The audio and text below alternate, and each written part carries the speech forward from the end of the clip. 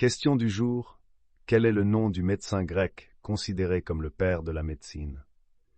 Répondez dans les commentaires. Les alternatives au sucre sont devenues un sujet de grand intérêt pour ceux qui cherchent à réduire leur consommation de sucre raffiné pour des raisons de santé. Parmi les substituts les plus populaires, on trouve les édulcorants naturels comme le miel, le sirop d'érable et le sirop d'agave. Le miel, par exemple, est non seulement un édulcorant naturel, mais aussi un aliment aux propriétés antibactériennes et antioxydantes.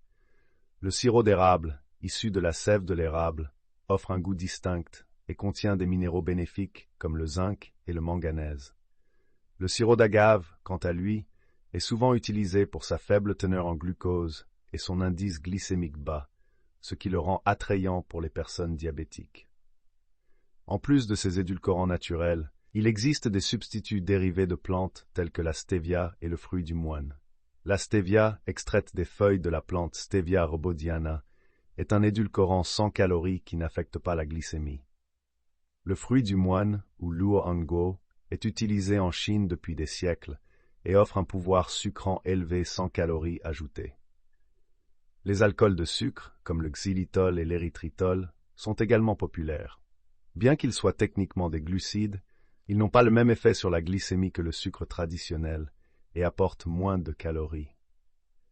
Les alternatives artificielles au sucre comprennent l'aspartame, la sucralose et l'acésulfame de potassium. Ces édulcorants synthétiques sont souvent utilisés dans les produits diététiques et les boissons light en raison de leur pouvoir sucrant intense et de leur faible apport calorique.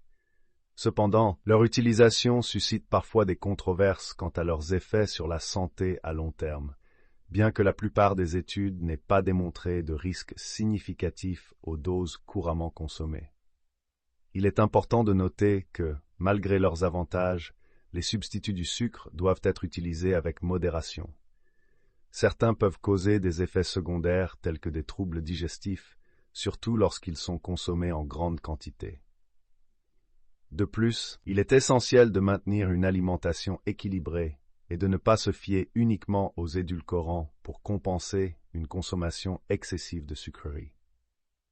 En fin de compte, la clé réside dans la modération et la diversité des choix alimentaires pour maintenir une bonne santé et un bien-être général.